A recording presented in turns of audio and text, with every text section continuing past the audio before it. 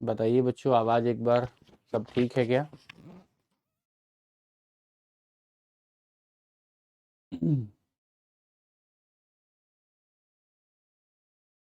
Good evening, very good evening.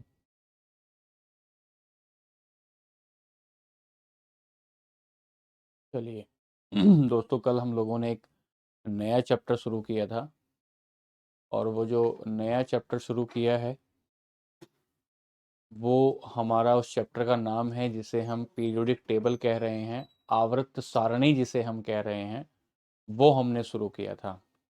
आवाज़ आप तक आ रही है? आप तक आवाज़ आ रही है सही? एक बार बताइए।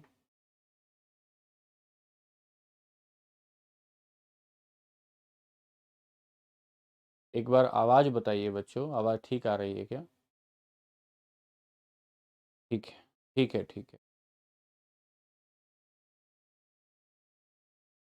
चलिए, ऑल ओके, ठीक है मोहित भाई, थैंक यू भाई। तो हम लोगों ने एक नया चैप्टर शुरू किया था, एक बार उस चैप्टर को बताता हूँ और फिर हम लोग आगे चलेंगे।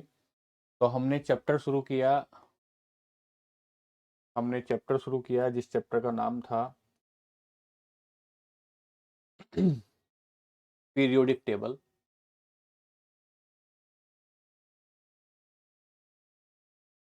चैप्टर का नाम हुआ पीरियोडिक टेबल। और इस चैप्टर का आपने हिंदी में नाम बताया। ध्यान से सुनिएगा, आज आप बहुत सारी चीज़ें नई सीखने वाले होंगे। हिंदी में आपने इसका नाम बताया आवर्त सारणी, आवर्त सारणी। और हमने ये बात समझी कि जो आवर्त सारणी है, ये जो आपकी पीरियोडिक टेबल है, ये पूरी की पूरी केमिस्ट्री की जन्म कुंडली है। ये पूरी की पूरी केमिस्ट्री की जन्म कुंडली है। नहीं, सारे एलिमेंट याद करने नहीं होंगे, मैं आज उन एलिमेंट को याद कराऊंगा। तो मैंने क्या कहा, पीरियोडिक टेबल में हम लोग पढ़ने के लिए आगे पहुंचे तो हमने कहा कि सर पीरियोडिक टेबल क्या होती है। तो इसकी हमने एक परिभाषा बनाई। आइए ज़रा ध्यान से एक बार फिर आगे मैं चैप्टर को डिस्कस करता हूं। तो आवर्त सारणी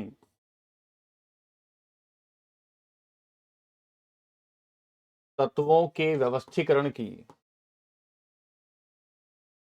तत्वों के व्यवस्थीकरण की तालिका है। अगर कोई पूछे कि आवर्त सारणी क्या है, तो आवर्त सारणी तत्वों के व्यवस्थीकरण की तालिका है। और आज हम लोग ये देखेंगे कि ये जो आपकी आवर्त सारणी है, ये किस तरीके से बनी है, किन किन लोगों ने इसमें बनाने का योगदान दिया है, और किस किस व्यक्ति ने क्या क्या बात बताई, ये सारी बातें आज की क्लास में देखें। तो हम कहें कि आवर्त सारणी रासायनिक तत्वों के व्यवस्थीकरण की एक तालिका है। लिखें, periodic table is a systematic arrangement of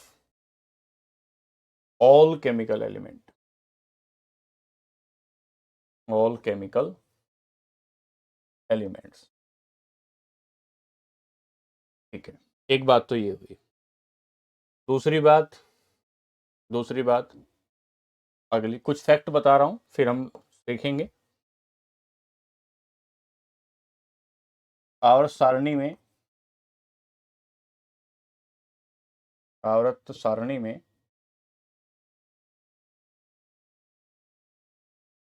कुल तत्वों की संख्या, आवर्त सारणी में कुल तत्वों की संख्या। तो ये सारे हम लोग एलिमेंट देखेंगे। यहां तो आपने डेफिनेशन देखी है, ये तो आपने डेफिनेशन देखी। ये आपने एक पॉइंट बनाया कि आवर्त सारणी में कुल तत्वों की संख्या कितनी है। तो आप बताएंगे कि आवर्त सारणी में कुल तत्वों की संख्या जो है वो 118 है, 118 है। Number of elements in modern periodic table, in modern periodic table कितने हैं? 118। यहां से हम लोग पढ़ना शुरू करेंगे। यहां से हम लोग पढ़ना शुरू करेंगे कि ये हमारा इस चैप्टर में घुसने का, इस चैप्टर में घुसने का एक रास्ता हमने बनाया। और आज की क्लास में, जो क्लास आज हम देखेंगे, ये वाली क्लास, राइटिंग ठीक नहीं है क्या? राइटिंग समझ में नहीं आ रही क्या? एक तो ये क्लास, और इससे अगले वाली क्लास में कल हम लोग मेटल और नॉन मेटल को शुरू कर देंगे, अगला चैप्टर शुरू कर देंगे, मेटल और नॉन मेटल। दरअसल आप ये बात महसूस करेंगे कि जहां मैंने पिछला चैप्टर छोड़ा था, जहां मैंने ऑफबाउ लॉ बताया था आपको कि ये ऑफबाउ का एक नियम है, ऑफबाउ लॉ से पढ़ते ही मैं आपको तुरंत ले आया हूं पीरियोडिक टेबल में। और पीरियोडिक टेबल से जैसे ही आगे बढ़ेंगे, जैसे ही आगे बढ़ेंगे, तो हम लोग तुरंत पहुंच जाएंगे, तुरंत पहुंच जाएंगे कहां? तुरंत हम पहुंच जाएंगे मेटल और नॉन मेटल में, मेटल और नॉन मेटल में पहुंच जाएंगे। तो आज की क्लास में योगेश भाई, मैं आपको ये याद कराने वाला हूं कि हम लोग कैसे इसको याद करने की कोशिश करेंगे और इन तक कैसे पहुंचेंगे, कि ये किस किस लोगों ने क्या क्या बात बताई, कैसे पहुंचेंगे। तो आप 15 मिनट मेरे साथ लगाएंगे, इसका हिस्ट्री पढ़ेंगे, इसका हिस्टोरिकल बैकग्राउंड पढ़ेंगे, तो फिर आप बेहतर तरीके से समझ पाओगे। अच्छा ठीक है, अब सुनो ध्यान से, सुनो, लिखें। मैंने पेन थोड़ा पतला किया। आवर्त सारणी का विकास क्रम देखेंगे कैसे कैसे बनी है, एक एक, क्योंकि एसएससी में बहुत ऐसा नहीं आता है, बहुत डिटेल में नहीं आता है, इसलिए एक एक लाइन में बताऊंगा ताकि आपको एक कंसेप्ट भी बन जाए। हाँ सुमित, बताऊंगा भाई, ताकि आपका कंसेप्ट भी बन जाए, और कंसेप्ट बनने के साथ साथ आपको बहुत भारी भी ना हो, गैर जरूरी चीजें भी आप तक ना पहुंच जाए, इसका भी मुझे ध्यान रखना होता है। तो लिखें,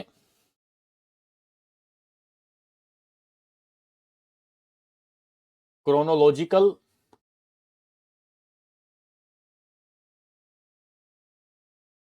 डेवलपमेंट ऑफ पीरियोडिक टेबल,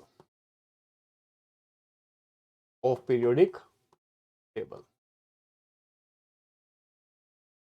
इसका हमें आज की क्लास में हम ये देखेंगे। तो चार बातें पढ़ेंगे बच्चों, आज की क्लास में हम चार बातें पढ़ने वाले हैं, और उसके बाद हम पीरियोडिक टेबल को याद करना सीखेंगे ट्रिक के माध्यम से। पहला पहला क्या पढ़ेंगे?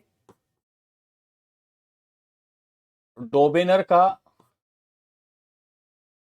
त्रिक सिद्धांत,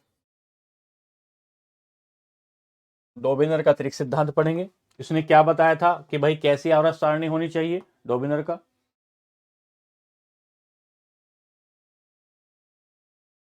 डोबेनर्स ट्राइड प्रिंसिपल, एक बात तो ये पढ़ेंगे, डोबेनर का ट्रिक सिद्धांत। दूसरी बात,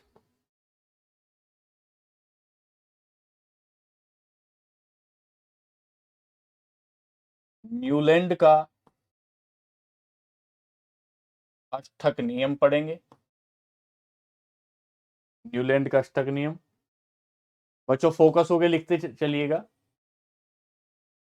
न्यूलैंड्स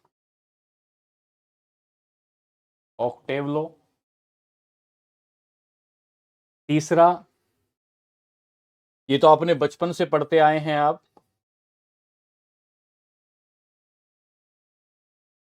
मेंडलीफ की आवर्त सारणी।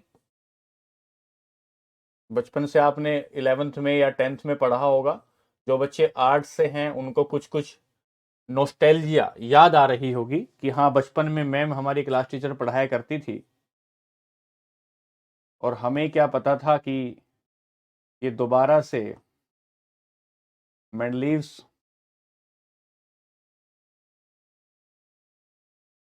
Periodic table. एक एक बात पढ़ेंगे, घबरा मत जाना। और चौथी बात पढ़ेंगे,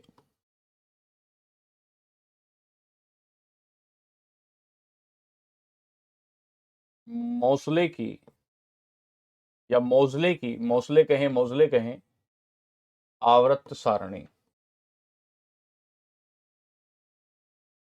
मोजले की आवर्त सारणी।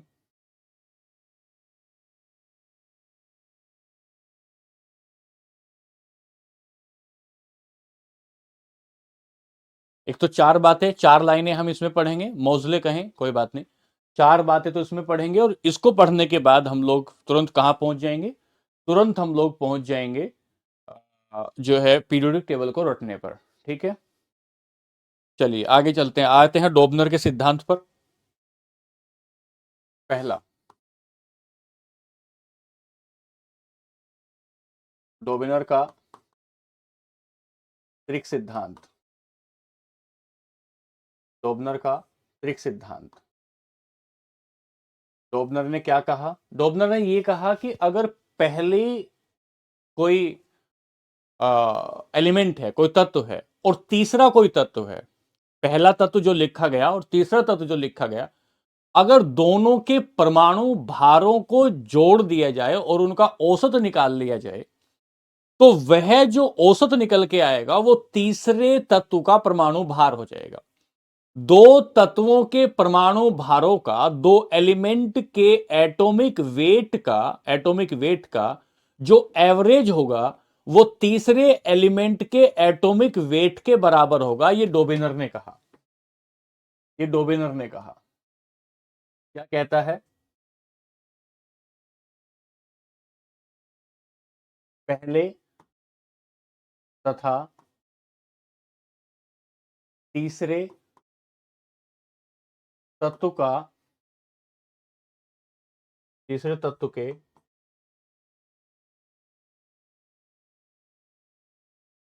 परमाणु भार का औसत, परमाणु भार का औसत दूसरे तत्व के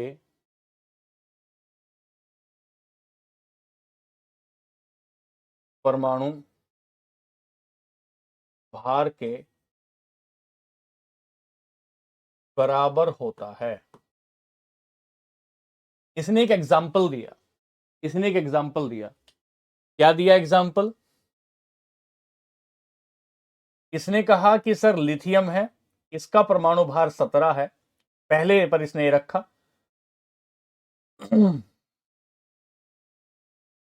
सोडियम और पोटेशियम, पोटेशियम का परमाणु भार 39 हुआ, तो पहले क्रम पर इसने ये रखा, दूसरे क्रम पर इसने ये रखा, तीसरे क्रम पर इसने ये रखा।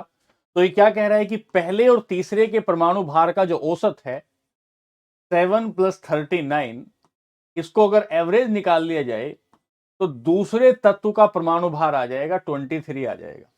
ये कौन कह रहे हैं? ये मोसले कह रहे हैं। मोसले कह रहे हैं। क्या कह रहे हैं? पहले एलिमेंट का, बस इतना याद रखना है कि डोबनर नाम के व्यक्ति ने कुछ परमाणु भार के आधार पर, परमाणु भार के आधार पर सात लिया परमाणु भार के आधार पर पहली बार कोशिश की कि एक आवर्त सारणी को बनाया जाए, और आवर्त सारणी को बनाने का उनका जो तरीका था वो परमाणु भार लिया उन्होंने। अंग्रेजी में लिखें,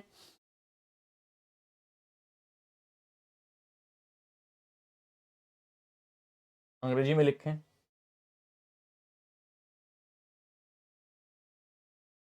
addition of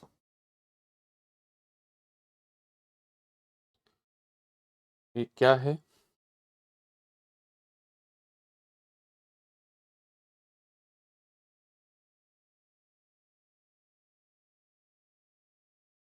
average of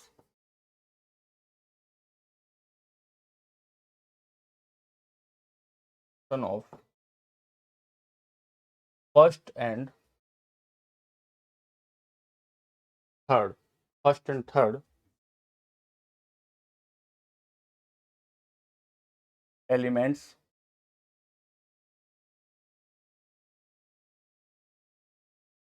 atomic mass is equal to atomic weight is equal to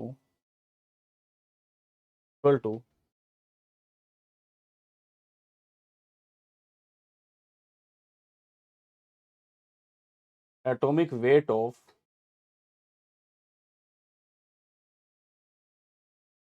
second element, पहले और तीसरे नहीं, सब पर काम नहीं करेगा, इसीलिए ये हटा दिया गया, इसीलिए ये हटा दिया गया कि पहले और तीसरे एलिमेंट का जो एटॉमिक वेट होगा, उनका जो औसत होगा वो इक्वल होगा दूसरे वाले एटॉमिक वेट के। क्योंकि ये सब पर काम नहीं कर रहा था, क्योंकि ये सब पर काम नहीं कर रहा था, इसी वजह से इसको नहीं माना गया, इसी वजह से इसको नहीं माना गया और एग्जाम्पल दिया गया इसलिए। ठीक है, तो प्रिंस भाई इसको इसलिए ज्यादा डिटेल नहीं कर रहे हैं, ज्यादा डिटेल नहीं कर रहे हैं, क्योंकि पेपर में सिर्फ एक क्रोनोलॉजी बनाने के लिए जरूरी है, क्रोनोलॉजी बनाने के लिए जरूरी है। ठीक है, एक बात हो गई, फिर आगे चलते हैं। एटॉमिक मास की बात नहीं कर रहे बच्चे, परमाणु क्रमांक की अरुण बात नहीं कर रहे हैं, परमाणु भार की बात कर रहे हैं। यहां देखिए, दो बातें हो गई। अब यहां से आगे चले, इन्होंने इतना ही बताया केवल, त्रिक नियम इसी को कहा गया, इसी को त्रिक नियम कहा गया कि पहले का और तीसरे का अगर जोड़ देंगे, पहले और तीसरे को अगर जोड़ देंगे और उनका एवरेज निकाल देंगे, तो एवरेज निकाल देने के बाद जो नंबर आएगा वो दूसरे का एटॉमिक वेट हो जाएगा। सिर्फ इतनी बात बताई इन्होंने, कहा इस आधार पर आपको क्या बनाना चाहिए, इस आधार पर आपको सारणी बनानी चाहिए। ठीक है, अगले व्यक्ति आते हैं न्यूलैंड, और न्यूलैंड ने एक अष्टक नियम दिया, न्यूलैंड का अष्टक नियम दिया। न्यूलैंड का अष्टक नियम क्या कहता है? वो ये कहता है कि अगर मैं लिखता जाऊं, अगर मैं एटॉमिक नंबर को लिखता जाऊं, एटॉमिक वेट के हिसाब से लिखता जाऊं एलिमेंट को, तो आठवां नंबर जब मैं लिखूं, आठवें नंबर के बाद मुझे दोबारा से वैसा ही नंबर मिलता है, वैसा ही नंबर मिलता है जैसे संगीत में। ऐसा मान के चलो, पहले एग्जाम्पल से समझें।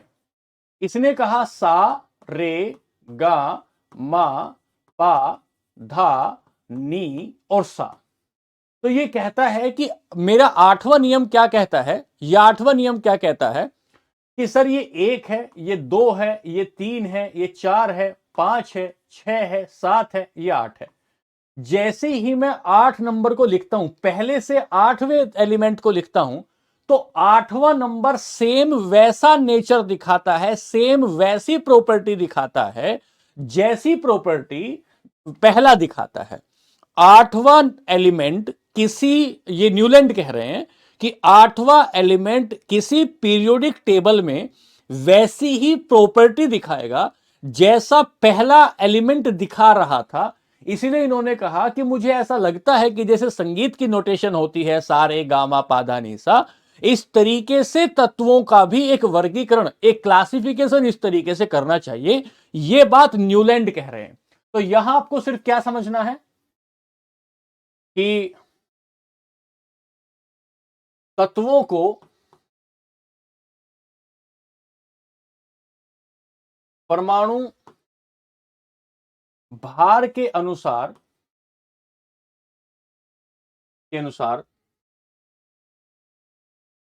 क्रम में रखने से, क्रम में रखने पर प्रत्येक आठवां तत्व पहले तत्व के जैसा,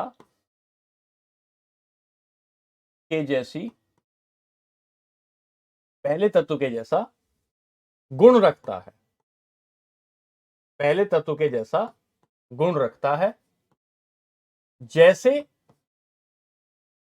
जैसे संगीत में, जैसे संगीत में सा रे गा मा पा धा नी और सा। ये बात किसने बताई? ये बात न्यूलैंड ने बताई।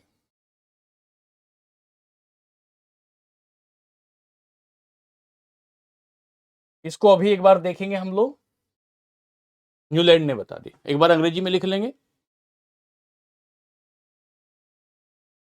तो इन्होंने बताया इस तरीके से रखता है एक बार लिखो इसे, आगे चलते हैं।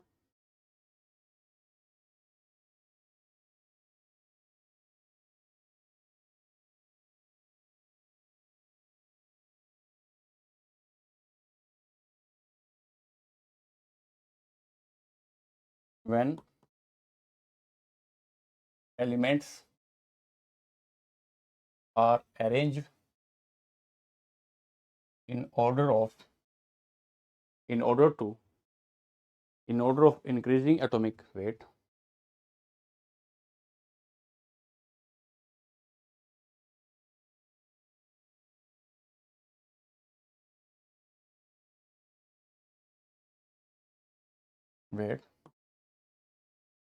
then eighth element is equal to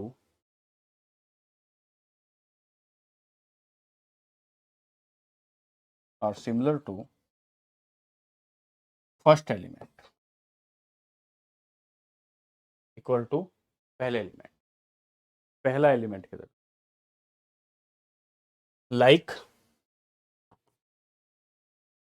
musical notation या म्यूजिकल नोट,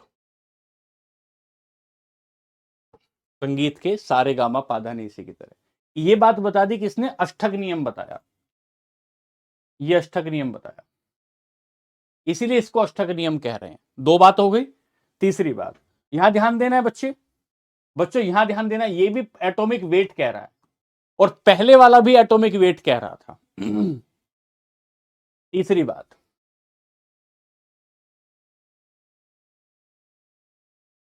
मेंडलीफ की आवर्त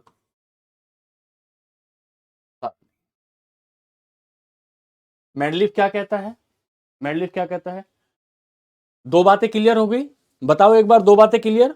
मेंडलीफ क्या कहता है कि भाई ये बात सही है, न्यूलैंड वाली बात ठीक है कि किसी भी एलिमेंट के जो केमिकल और भौतिक गुण होते हैं, वो उसके परमाणु भार से ही तय होते हैं, एटॉमिक वेट से ही तय होते हैं, एटॉमिक वेट से ही तय होते हैं। ये बात बताइए। तो मेंडलीफ क्या बताते हैं? अगली बात, किसी भी तत्व के भौतिक तथा और रासायनिक गुण, ये टेक्निकल लैंग्वेज है, इसी को ध्यान रखना होगा। गुण तत्व के परमाणु भार के आवर्ती फलन होते हैं। आवर्ती फलन का मतलब होता है कि परमाणु भार से ही तय होते हैं, करण बार बार इस मैसेज को पेस्ट मत करो, नहीं तो कई तरीके और भी अपनाए जा सकते हैं। मेंडलीफ की आवर्त सारणी, आवर्ती फलन हो सकते हैं। और इस समय जो तत्वों की संख्या थी, पहले इसको हिंदी में पूरा करो, इस समय तत्वों की संख्या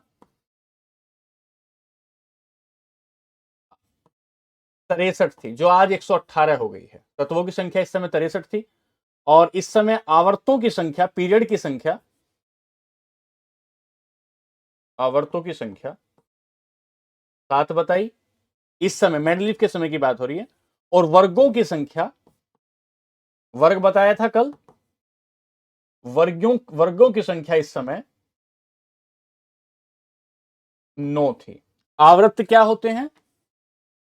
इन्हें आवृत्त कहते हैं। वर्ग क्या होते हैं? ऐसे खड़ी हुई लाइनों को वर्ग कहते हैं, हाँ बताता हूं, दोबारा बताता हूं क्या कह रहे हैं।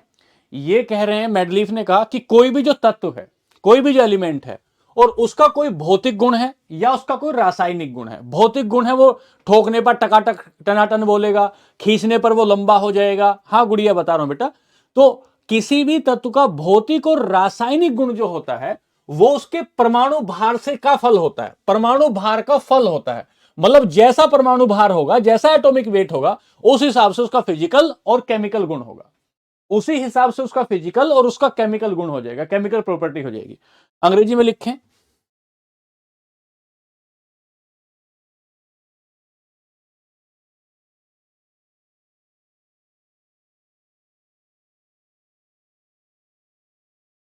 The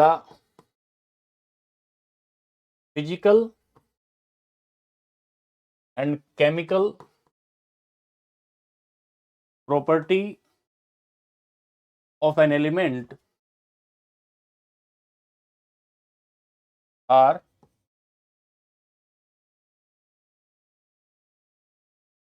periodic function of their atomic weight. Atomic weight ये बताया इन्होंने, और यहीं से लिख देना कि इस समय नंबर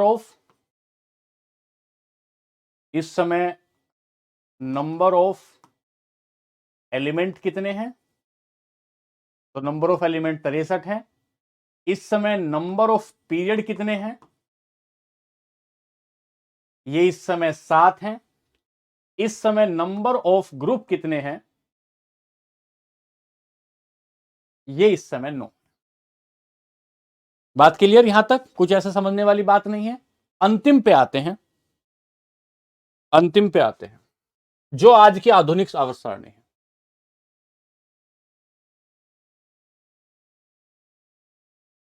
मोज़ले की आधुनिक आवर्त सारणी जो हमें पढ़नी है, ये मोज़ले की है, मोज़ले की आधुनिक आवर्त सारणी। इसने क्या कहा, आवर्तों की संख्या में क्या है, आवर्तों की संख्या, क्या मेरी राइटिंग समझ में नहीं आ रही है? बच्चे कह रहे हैं कि मेरी राइटिंग समझ में नहीं आ रही है। मोज़ले की आधुनिक आवर्त सारणी क्या कहता है, ध्यान से सुने, लिखता हूं फिर समझा दूंगा। किसी तत्व के भौतिक और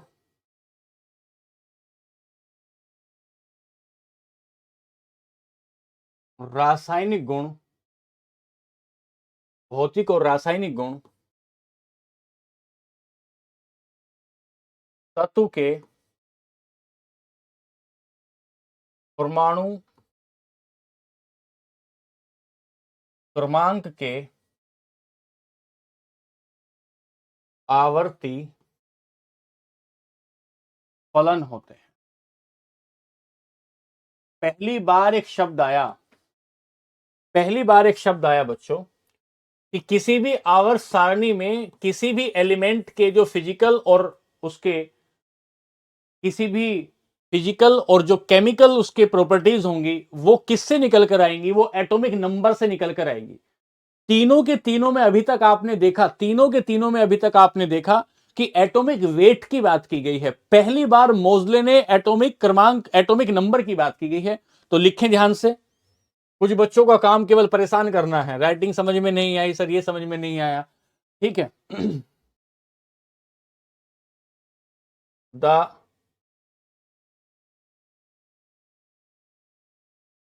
physical and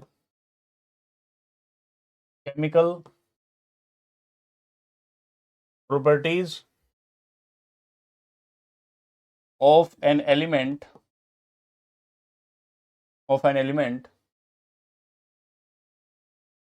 are periodic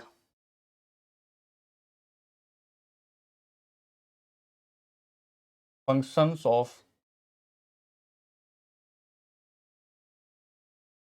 their atomic number।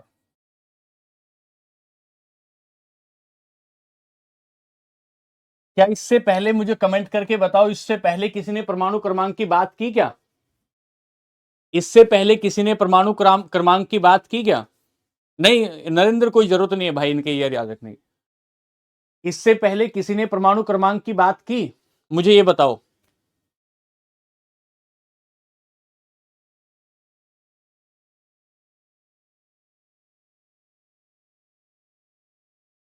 मुझे लगता है आप परमाणु क्रमांक भी भूल गए होंगे क्या होता है।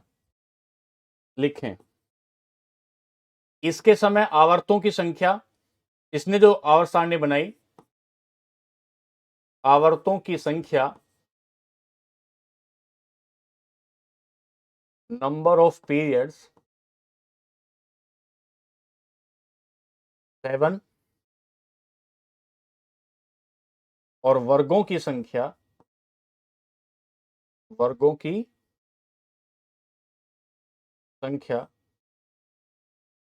Number of groups 18। यहां से अब हम चलेंगे, यहां से अब हम लोग पूरा चलेंगे। माधव, आवर्ती फलन का मतलब होता है परिणाम, परिणाम कि इसका परमाणु क्रमांक का ही वो परिणाम है, बार बार उसी का परिणाम है। आवर्ती मतलब घूम फिरकर उसी का परिणाम है। चलो एक बार दिखाता हूं आपको, मैंने 4 बातें क्या बताई हैं, फिर चलता हूं। मैंने यहां आया था आपको पढ़ाने के लिए, पीरियोडिक टेबल क्या होती है ये बताया, ये थोड़ा मोटा लिखा गया, आपने लिख लिया। यहां से आगे चला तो मैंने डोबनर का क्या बताया, डोबनर ने बताया था कि परमाणु भार के आधार पर, इसने बताया परमाणु परमाणु भार के आधार पर इसने अपनी बात बताई। इसने भी परमाणु भार एटॉमिक वेट के आधार पर अपनी बात बताई कि परमाणु भार के आधार पर सजाओ तत्वों को। इसने भी परमाणु भार के आधार पर तत्वों को सजाने की बात की गई। और इसने जो बात की, मोसले ने जो बात की, इसने कहा कि तत्वों को उनके परमाणु क्रमांक के आधार पर सजाओ, उनके परमाणु क्रमांक के आधार पर सजाओ। अब देखना बच्चों कि ये जो मेरी आधी क्लास बची हुई है, जिन बच्चों ने मेरी बात को ध्यान से सीखा है, वो देखना कि वो धातु और अधातु में, मेटल और नॉन मेटल में कितनी तेजी से बढ़ेंगे। 118 हैं भाई, 118 बढ़े हैं, 118। यहां से मैंने आपको बताया ये सब।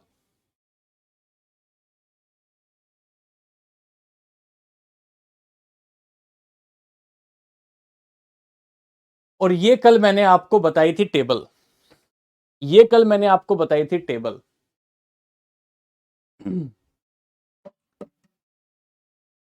आइए इस टेबल पर चलते हैं। मेंडलीव की आवर्त सारणी में 63 है अंकित।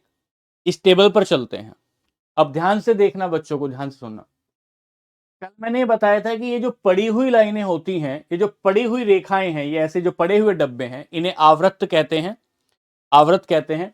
और ये जो खड़े हुए डब्बे हैं, खड़े हुए डब्बे हैं, इन खड़े हुए डब्बों को, पिलर को ग्रुप कहा जाता है, इन्हें ग्रुप कहते हैं।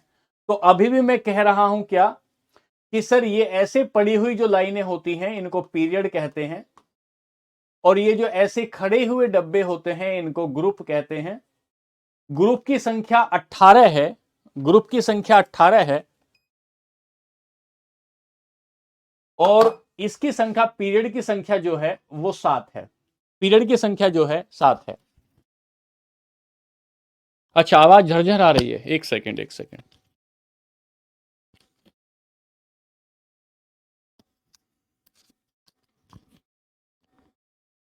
अभी ठीक है क्या, अभी बताएंगे, अभी ठीक हो जाएगी आवाज। ग्रुप की संख्या 18 है। अब ध्यान से सुनिएगा, ध्यान से सुनेंगे। अब मैं इस ग्रुप को समझाऊंगा। अब मैं जो है आपको ये ग्रुप समझाने वाला हूं। ग्रुप 1 में आइए, ग्रुप 1 में, यहां ये ग्रुप 1 है, ग्रुप 1 में। तो सुनिए ध्यान से।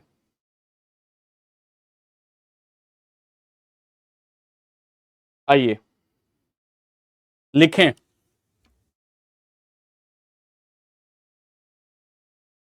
Group 1A, group 1A। और ग्रुप 1A को बनाएंगे कैसे?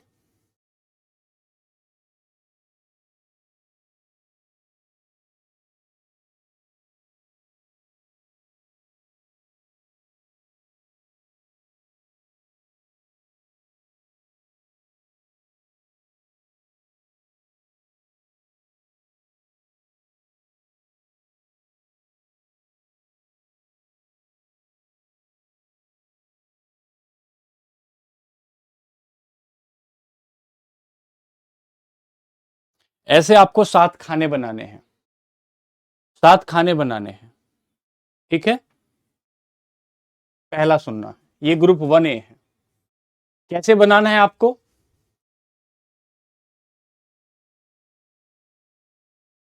हलीना की रब से फरियाद, हलीना की रब से फरियाद, हलीना की रब से फरियाद। बच्चे बचपन से इसको पढ़ते आ रहे हैं हम लोग। हलीना,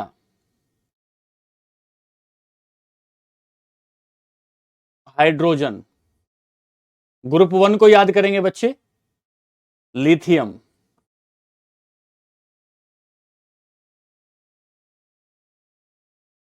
हलीना, सोडियम, Na बनेगा ना, सोडियम, अभी बताऊंगा। के, पोटेशियम। ये कैसे पै कैसे बन गया, एक सेकंड में समझेंगे। Potassium, rubidium, rubidium, caesium, francium. इसको लिखें एक बार।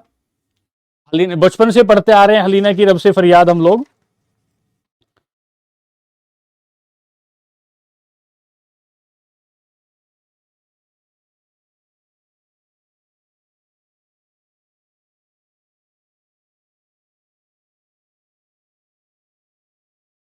चलो जी, यहां भर देते हैं अब इसे। हलीना है हाइड्रोजन, ली लिथियम, सोडियम, Na, पोटेशियम की। कितने बनाए हमने? 1 2 3 4 5 6। अच्छा, हमें तो एक और बनाना पड़ेगा बच्चे। चलो नीचे बना देंगे। के, रूबिडियम, सीजियम,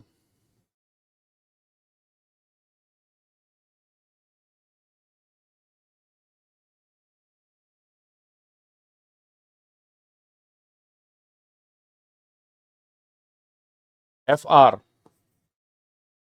फ्रांशियम।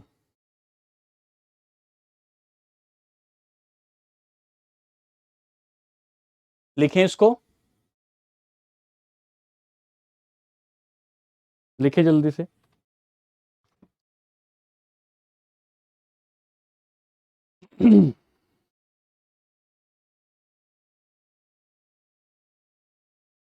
क्या मैं मानू लिख लिया आपने? हलीना की रब से फरियाद,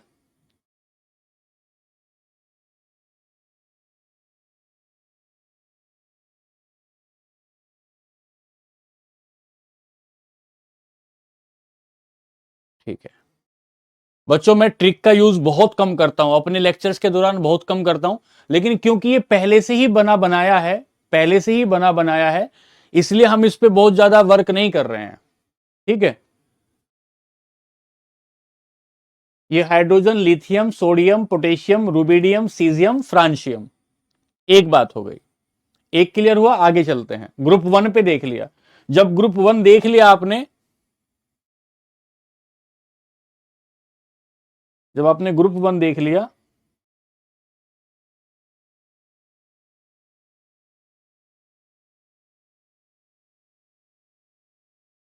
तो अब हम लोग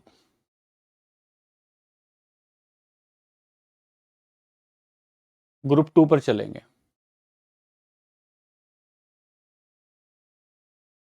ग्रुप सेकंड ए, ग्रुप सेकंड ए, ठीक है। ग्रुप सेकंड ए में जो है भाई, इसमें 7 थे, इसमें 6 हो जाएंगे।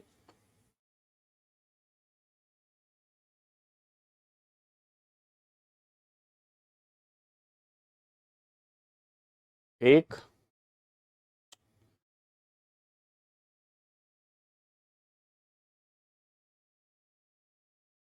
एक, दो, तीन, चार, 5 6 7। तो क्या लिखेंगे?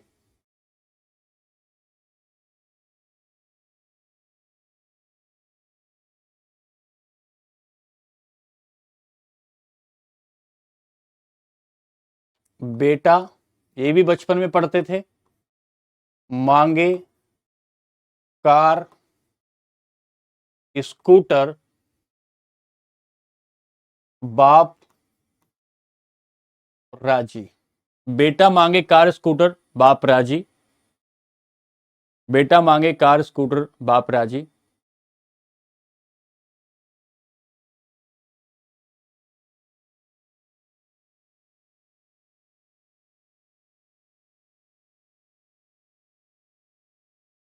देखें,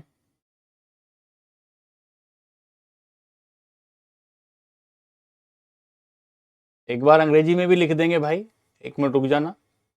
बेरिलियम मांगे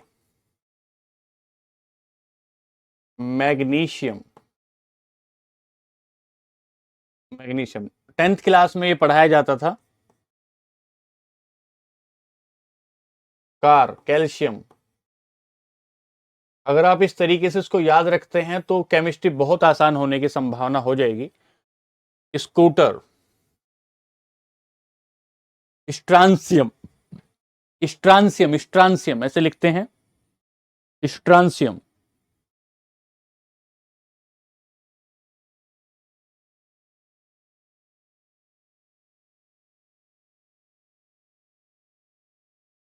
बेरियम रेडियम। बेरियम और रेडियम, स्ट्रांसियम बेरियम और रेडियम।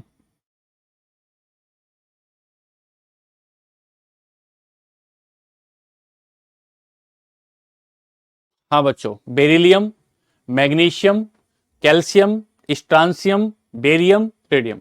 बेटा मांगे कार स्कूटर बाप राजी।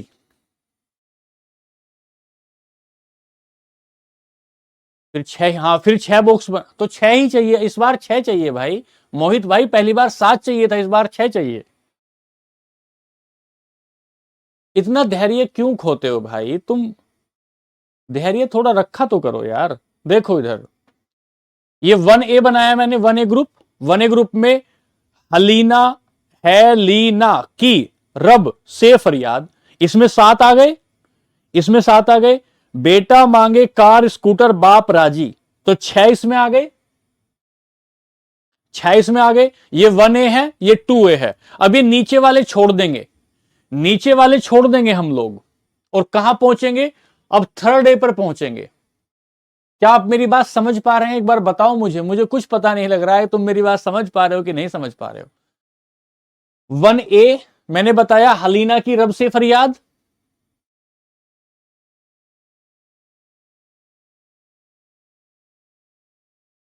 अच्छा सनी लिख देते हैं।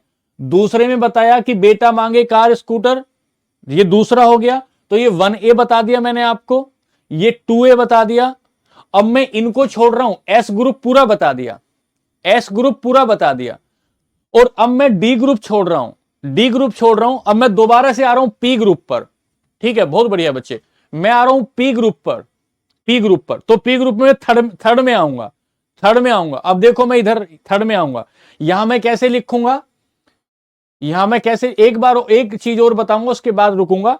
बैंगन आलू गाजर इन थैला, बैंगन आलू गाजर इन थैला। वो तो आप बाद में देखेंगे, वो तो बाद में देखेंगे, लेकिन आप फिलहाल इतना देखिए कि ये 1A है, ये 2A है। अब मैं 3A पर चलूंगा।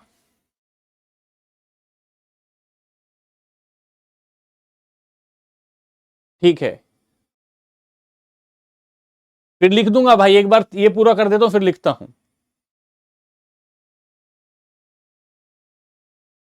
लिखो, ग्रुप 3A। और 3A किस ब्लॉक में आ रहा है? पी ब्लॉक में आएगा, पी ब्लॉक में आएगा। अच्छा सर ठीक है, बनाते हैं एक बार। इस बार भी 6 बनाने हैं भाई मोहित, लेकिन 6 भरेंगे नहीं, भरेंगे 5 बस।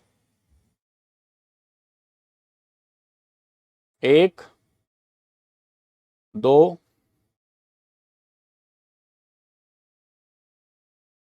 3 4 5 6। क्या लिखें? लिखना क्या है इस बार? इस बार लिखना है बैंगन, आलू, गाजर इन थैला। इन थैला। बैंगन, आलू, गाजर इन थैला।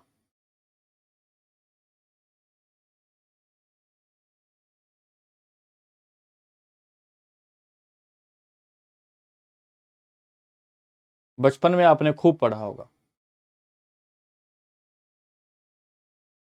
बैंगन, आलू, गाजर इन थैला।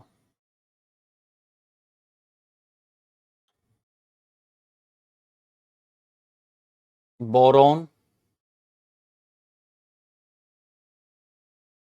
एल्यूमिनियम,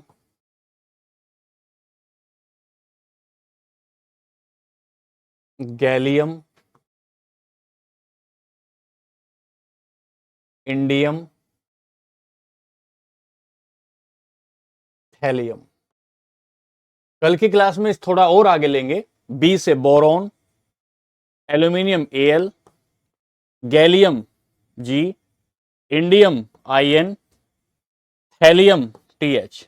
ये नीचे वाला नहीं भरना है, नीचे वाला नहीं भरना है, नीचे वाला नहीं भरना है, नीचे वाला नहीं भरना है। ठीक है? कुछ बच्चे ये ना कहें कि सर पक्षपात हो गया, उसके लिए सुने। Boron, aluminium, gallium, indium, thallium. Thallium. पीछे वाले पे लिख लें एक बार। Beryllium,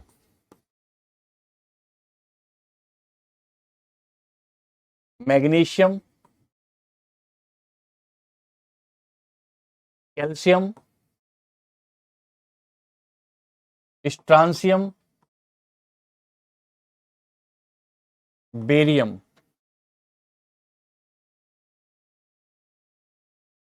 radium. अब एक बार देखना बच्चों, अभी आधी भरी है हमारी टेबल, 5 मिनट बची हैं। Hydrogen, helium, sodium, potassium, rubidium, caesium, francium. अब देखना बच्चों,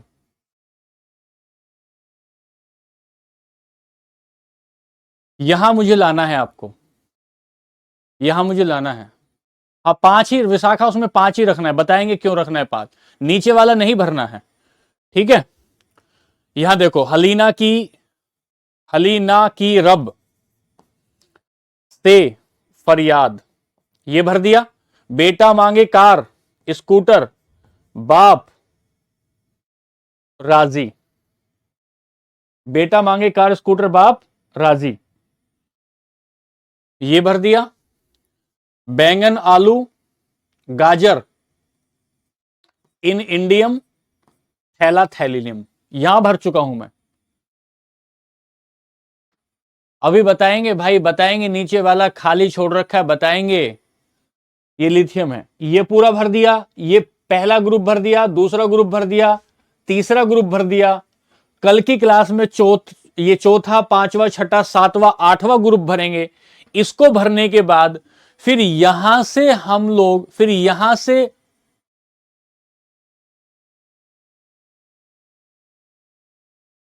से हम लोग कहां चलेंगे? हीलियम कहां लिखा है भाई? लिथियम लिखा है, ये पीछे कहीं हो गया होगा, उसको ठीक कर लेना। यहां से हम लोग मेटल नॉन मेटल पर चलेंगे। मैं अपनी तरफ से कोशिश कर रहा हूं भाई पढ़ाने की, आप भी कोशिश करेंगे तो मुझे लगता है कि आसान हो जाएगा। हाइड्रोजन, अच्छा लिथियम,